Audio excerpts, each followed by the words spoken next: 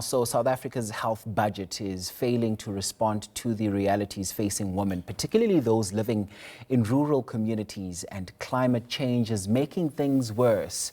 That's according to a new Section 27 report. It examines how floods, droughts and heat waves are damaging already fragile health infrastructure, disrupting water and electricity supplies, increasing infection risks and driving greater demand for healthcare services. For more on this now and on this budget, we're joined by Budget Analyst at Section 27, that's Matshidiso Lencoasa. Thank you so much for your time, Ms. Lencoasa. Thank you very much for the opportunity. Yeah, so now basically your report argues that we are seeing climate change becoming a public health issue sort of thing now, just not as an environmental issue exclusively, right? Why should we now be having this conversation about public health being intertwined with climate change? Yes, so I think what really inspired us were the floods that happened in KwaZulu-Natal and the Eastern Cape a few years ago that really devastated people in this country, but particularly marginalized communities. So we've been doing engagements and speaking to different communities, including in Komani in the Eastern Cape, around disaster relief and how long it takes for health facilities, for example, to be replenished.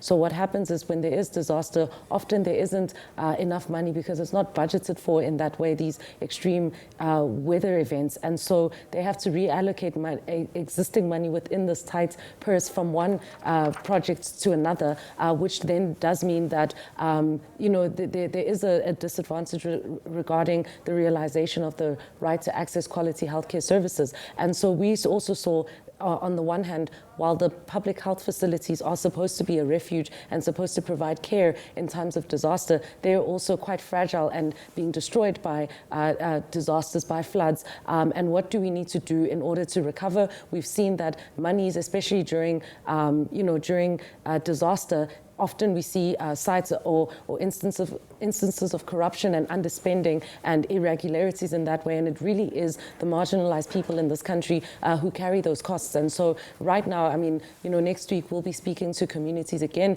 in Komani to just talk about the impact that those floods in 2022 have still had on their lives today, and not much has changed and not much government intervention has happened. And so we really wanted to shine a light on that so that our budget, our public finances can really do better for the people of our country, especially the most marginalized. And now that you make mention of this budget, right, there's always these conversations, particularly when it comes to resources such as money, right? Because when budgets are tight, climate resilience is often seen as something that can wait, as a by the way sort of conversation. So now your report also suggests the opposite, that failing to invest now could make a future health crisis come about, right? Far more costly, in fact. So why should Treasury see climate spending as something that is important? Sure, I think that's a really good question, because the context that we find ourselves in, I mean, already this year, South Africa started the year underwater. We had floods in Mpumalanga, in Limpopo, that really destroyed health facilities, that really destroyed roads, so people couldn't even access the care that they're entitled to, that could save their lives as per, the constitutional right to access quality healthcare services. And so we know that these events are already happening, and we just don't have the resilient infrastructure to withstand that. And so what that means is that it also becomes costly, because then we have to reallocate money from one place to another rather than actually build infrastructure that can withstand, whether it's a drought, whether it's a flood, no matter what the situation is, it's going to deliver quality healthcare services for people in our country. And I honestly think that it extends beyond just healthcare, just public service delivery. We need to have public services that can deliver, that can be delivered to the masses of our people on a day-to-day basis when people need it, whether there's a drought, whether there's whatever intervention issues that they may be. That's the whole point of public services, is that we're really trying to advance this report as a way to position our public healthcare system and our public services to be resilient in the face of these increasing weather events. And that's really what Treasury should be taking note of. And talk to us about some of these obstacles on the ground, particularly when we look at climate change and how it usually, throws a spanner in the works, particularly where public health is concerned. Yeah, so I think one of the most prevalent or concerning examples is that we don't have enough nurses, doctors, community healthcare workers in our public health facilities. We know this on a day-to-day basis because we have massive overcrowding in our facilities, and often people complain about not getting the services that they need, right? And so we already are not hiring enough nurses and doctors. Imagine in a context of a disaster when we really need frontline services in that way, we just don't have that. And so it continues to put pressure on an already fragile public healthcare system. We also see it with our infrastructure. I think that many of the clinics across our country and health facilities were actually built before our democratic dispensation as a country.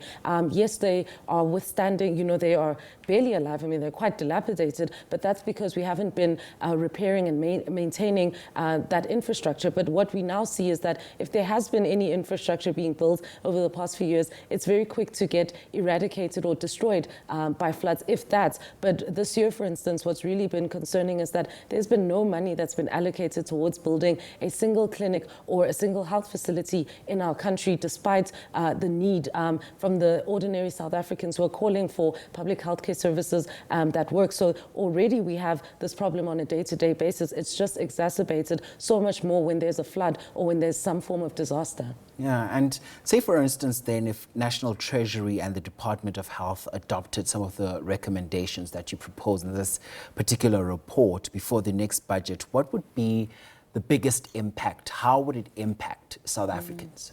Well, I think that it would definitely put National Treasury speaking and foregrounding the ordinary South African in the way that they make budgets would make better informed decisions, right? So communities would be able to hold accountable that this money was allocated towards building a clinic. They can identify corruption, for instance, or money that's not being spent as and when it happens, rather than waiting after the Auditor General reports that there's been underspending, for example. So it can create an environment of social audit so that we as a country can hold the states accountable, and every single rand of our tax money can actually go towards delivering quality public services. I think that's one example of it. And I think that other interventions is that we can also have public services that work, because if our public services fail the marginalized people, then they're really not working.